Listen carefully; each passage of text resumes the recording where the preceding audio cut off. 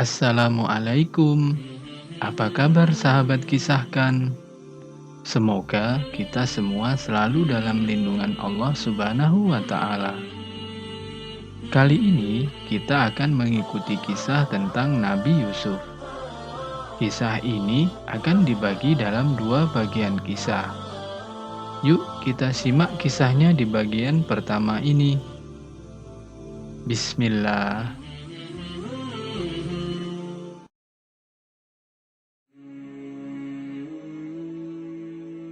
Nabi Yusuf dan saudaranya Bunyamin adalah anak yang paling kecil dari 12 orang bersaudara. Ayahnya, Nabi Yakub, sangat sayang kepadanya karena perangainya yang baik. Hal itu membuat saudara-saudaranya menjadi iri kepadanya. Suatu hari, Nabi Yusuf yang waktu itu masih kecil bermimpi. Di dalam mimpinya, ia melihat 11 bintang, matahari, dan bulan. Semuanya bersujud kepadanya. Lalu hal itu diceritakan kepada ayahnya. "Wahai ayahku, sesungguhnya aku bermimpi melihat 11 bintang, matahari, dan bulan. Kulihat semuanya sujud kepadaku." Dari mimpinya itu, Nabi Yakub mengetahui bahwa anaknya ini kelak akan memiliki kedudukan yang tinggi. Maka, Nabi Yakub melarang Nabi Yusuf untuk menceritakan mimpinya tersebut kepada saudara-saudaranya. Karena khawatir mereka semakin dengki kepadanya dan berniat mencelakakan Nabi Yusuf.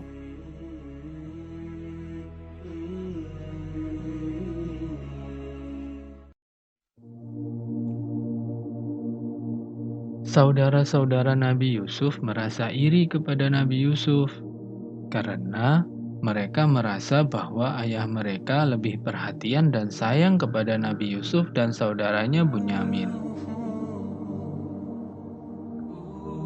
Oleh karenanya, maka saudara-saudaranya pun berencana untuk menyingkirkan Nabi Yusuf.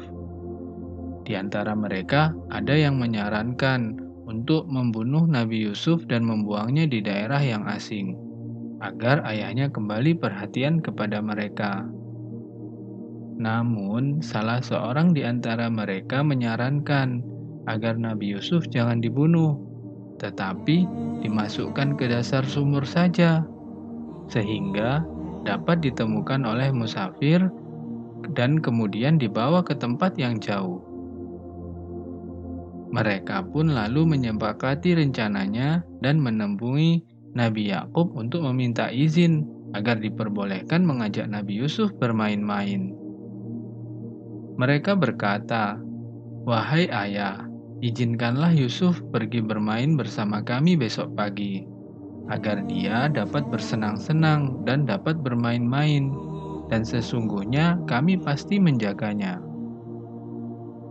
Saudara-saudara Nabi Yusuf berbohong kepada ayahnya. Mereka beralasan akan mengajak Nabi Yusuf bermain-main, padahal mereka berniat memasukkannya ke dasar sumur di tempat yang asing. Ayah mereka, Nabi Yakub, menjawab, "Sesungguhnya kepergian kamu bersama Yusuf amat menyedihkanku, dan aku khawatir kalau dia dimakan serigala, sedang kamu lengah daripadanya." Saudara-saudara Nabi Yusuf terus berusaha meyakinkan ayahnya bahwa mereka akan menjaga Nabi Yusuf. Akhirnya, ayahnya pun mengizinkannya. Maka mereka pun membawa Nabi Yusuf pergi, dan setelah jauh dari rumah, mereka menemukan sebuah sumur. Kemudian, mereka memasukkan Nabi Yusuf ke dalam sumur. Lalu mereka meninggalkan Nabi Yusuf sendirian di sana. Kemudian, mereka mengambil baju gamis Nabi Yusuf dan melumurinya dengan darah anak kambing yang mereka sembelih, untuk mereka jadikan alasan bahwa Nabi Yusuf dimakan serigala. Lalu sore harinya mereka kembali menghadap ayahnya sambil menangis atas kematian Nabi Yusuf. Mereka berkata kepada ayahnya, wahai ayah kami, sesungguhnya kami pergi berlomba-lomba dan kami tinggalkan Yusuf di dekat barang-barang kami. Lalu dia dimakan serigala, dan kamu sekali-kali tidak akan percaya kepada kami, sekalipun kami adalah orang-orang yang benar. Namun, mereka lupa merobek-robek baju gamis Nabi Yusuf itu, sehingga tampaklah kebohongan mereka. Nabi Yakub pun berkata, "Sebenarnya dirimu sendirilah yang memandang baik perbuatan yang buruk itu. Maka kesabaran yang baik itulah kesabaranku. Dan Allah sajalah yang dimohon pertolongannya terhadap apa yang kamu ceritakan." Karena kesedihannya, Nabi Yakub terus-menerus menangis hingga menyebabkan kedua matanya buta.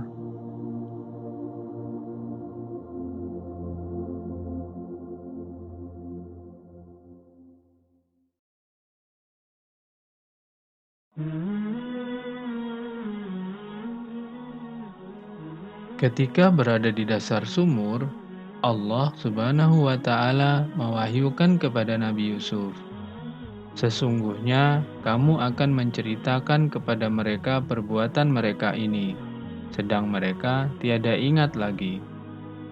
Kemudian datanglah sekelompok musafir yang sedang melakukan perjalanan.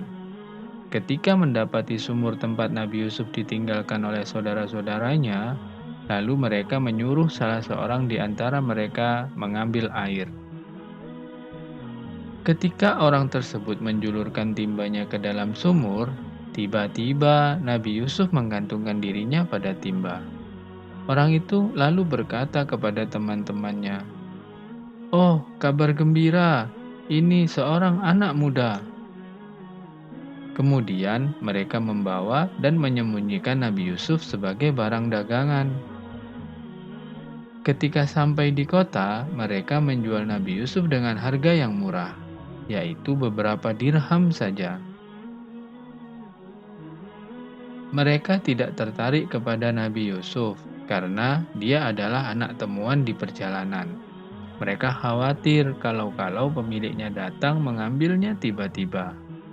Itu sebabnya mereka menjualnya dengan tergesa-gesa, meskipun dengan harga yang murah.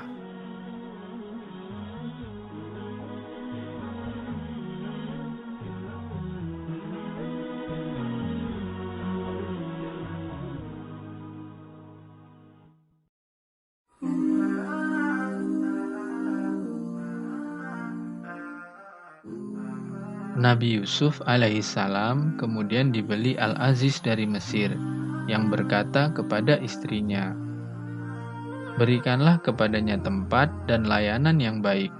Boleh jadi dia bermanfaat kepada kita atau kita pungut dia sebagai anak."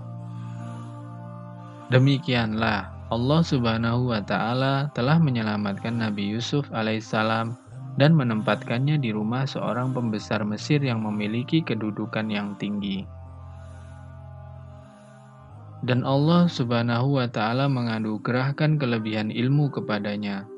Allah berfirman yang artinya, "Kami ajarkan kepadanya tabir mimpi." Nabi Yusuf pun tinggal di rumah Al-Aziz dan tumbuh menjadi seorang pemuda yang sangat tampan. Ketampanannya membuat istri Al-Aziz tertarik kepadanya dan menggoda Nabi Yusuf agar datang kepadanya.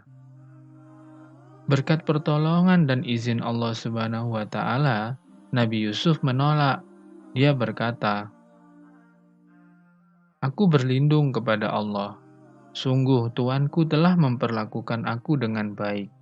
Sesungguhnya orang-orang yang zalim tiada akan beruntung." Nabi Yusuf kemudian lari menuju pintu, dan Zulaikha, istri Al-Aziz mengejarnya dan menarik baju gamis Nabi Yusuf sehingga koyak di belakangnya. Ternyata Al-Aziz telah berdiri di depan pintu. Istri Al-Aziz lalu memfitnah Nabi Yusuf dan berkata kepada suaminya bahwa Nabi Yusuf telah menggoda dirinya dan dia harus mendapatkan hukuman. Nabi Yusuf mengelak dan mengatakan bahwa wanita itulah yang telah berusaha menggodanya. Kemudian seorang saksi dari keluarga Al-Aziz berkata, "Jika baju gamisnya koyak di muka, maka wanita itu benar dan Yusuf termasuk orang-orang yang dusta.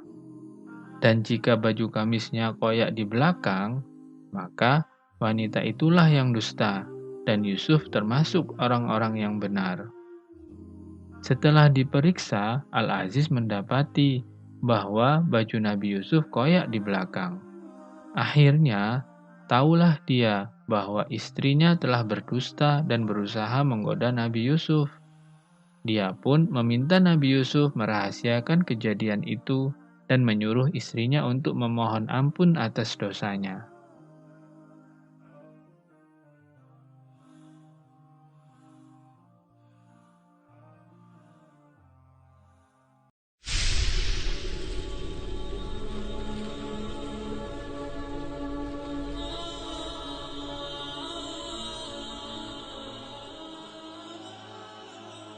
Berita tentang kejadian tersebut rupanya tersebar luas di antara para wanita pembesar di Mesir. Mereka pun membicarakannya. Istri Al-Aziz menggoda si pemuda untuk menundukkan dirinya kepadanya. Sesungguhnya cintanya kepada pemuda itu adalah sangat mendalam. Sesungguhnya kami memandangnya dalam kesesatan yang nyata. Mendengar itu, Zulaikha ingin membalas mereka untuk menunjukkan bahwa pemuda yang mereka sebutkan itu tidak seperti pemuda kebanyakan yang biasa mereka lihat. Selanjutnya, Zulaikha melakukan pembalasan kepada para wanita itu. Diundangnya lah wanita-wanita itu, dan disediakannya bagi mereka tempat duduk. Dan diberikannya kepada masing-masing mereka sebuah pisau untuk memotong buah-buahan yang disajikan. Kemudian dia berkata kepada Yusuf, "Keluarlah, nampakkanlah dirimu kepada mereka." Maka tatkala wanita-wanita itu melihatnya, mereka kagum kepada keelokan rupanya, dan mereka melukai jari tangannya dan berkata, "Maha sempurna Allah. Ini bukanlah manusia. Sesungguhnya ini tidak lain hanyalah malaikat yang mulia." Mereka terpesona melihat ketampanan Nabi Yusuf alaihissalam yang luar biasa. Dan belum pernah mereka saksikan sehingga tanpa sadar mereka telah melukai jari-jarinya. Melihat itu Zulaikha pun berkata, "Itulah dia, orang yang kamu cela aku karena tertarik kepadanya. Dan sesungguhnya aku telah menggoda dia untuk menundukkan dirinya kepadaku. Akan tetapi dia menolak, dan sesungguhnya jika dia tidak mentaati apa yang aku perintahkan kepadanya, niscaya dia akan dipenjarakan, dan dia akan termasuk golongan orang-orang yang hina." Nabi Yusuf alaihissalam pun berdoa kepada Allah Subhanahu wa Ta'ala, "Wahai Tuhanku, penjara lebih aku sukai daripada memenuhi ajakan mereka kepadaku. Dan jika tidak Engkau hindarkan daripadaku tipu daya mereka, tentu aku akan cenderung untuk memenuhi keinginan mereka. Dan tentulah aku termasuk orang-orang yang bodoh." Nabi Yusuf alaihissalam lebih rela masuk penjara daripada bermaksiat kepada Allah Subhanahu wa Ta'ala karena memenuhi ajakan para wanita itu. Dan Allah pun mengabulkan permohonan Nabi Yusuf alaihissalam dan menghindarkannya dari tipu daya mereka.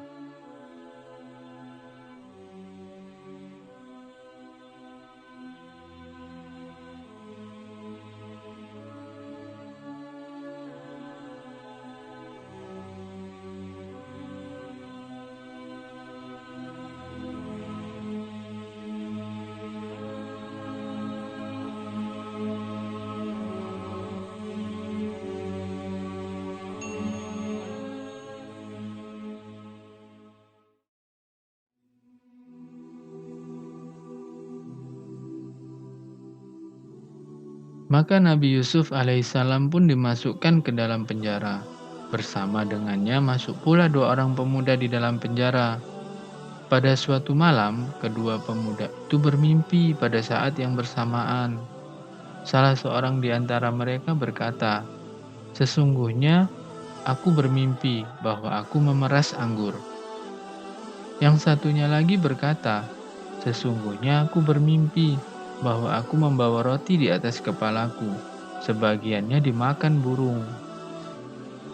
Mengetahui kelebihan Nabi Yusuf alaihissalam bahwa ia adalah termasuk orang-orang yang pandai, mereka pun memintanya untuk menjelaskan tabir mimpi mereka. Nabi Yusuf alaihissalam pun berbicara kepada keduanya, mengatakan bahwa Allah Subhanahu wa Ta'ala telah mengabarkan kepadanya tentang perihal kedua orang tersebut. Pada saat itu, penduduk Mesir adalah orang-orang yang menyembah banyak tuhan-tuhan lain selain Allah. Oleh karena itu, sebelum menjelaskan tabir mimpi kedua orang itu, Nabi Yusuf alaihissalam menerangkan bahwa beliau hanya beriman kepada Allah Subhanahu wa Ta'ala, mengesakannya, dan mengikuti agama orang tuanya, Ibrahim, Ishak, dan Yakub alaihissalam. Beliau berkata, "Tiadalah patut bagi kami para nabi mempersekutukan sesuatu apapun dengan Allah Subhanahu wa Ta'ala.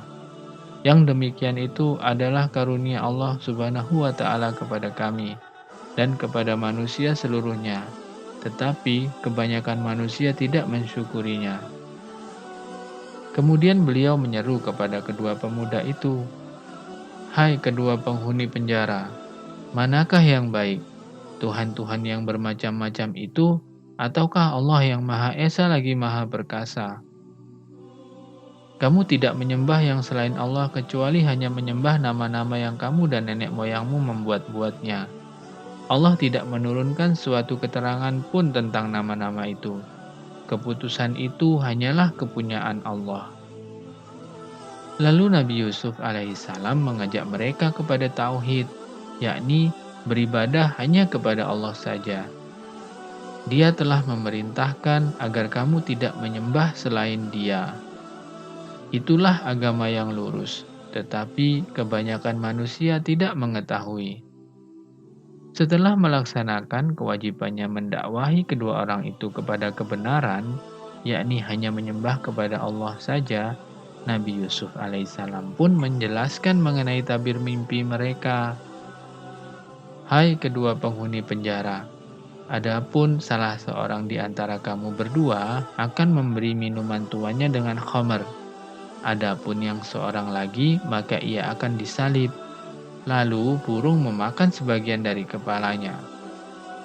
Telah diputuskan perkara yang kamu berdua menanyakannya kepadaku.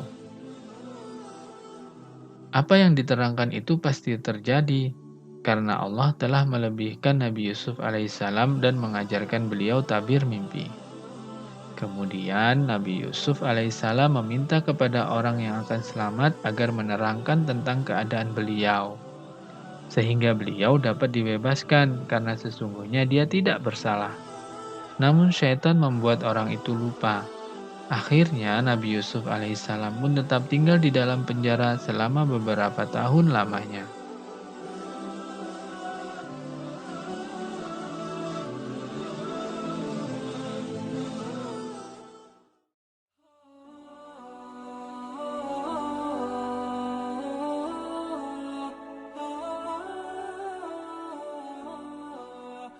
Sahabat kisahkan, kisah Nabi Yusuf ini belum berakhir, tapi kita akan berhenti sejenak untuk mengambil pelajaran dari kisah Nabi Yusuf ini.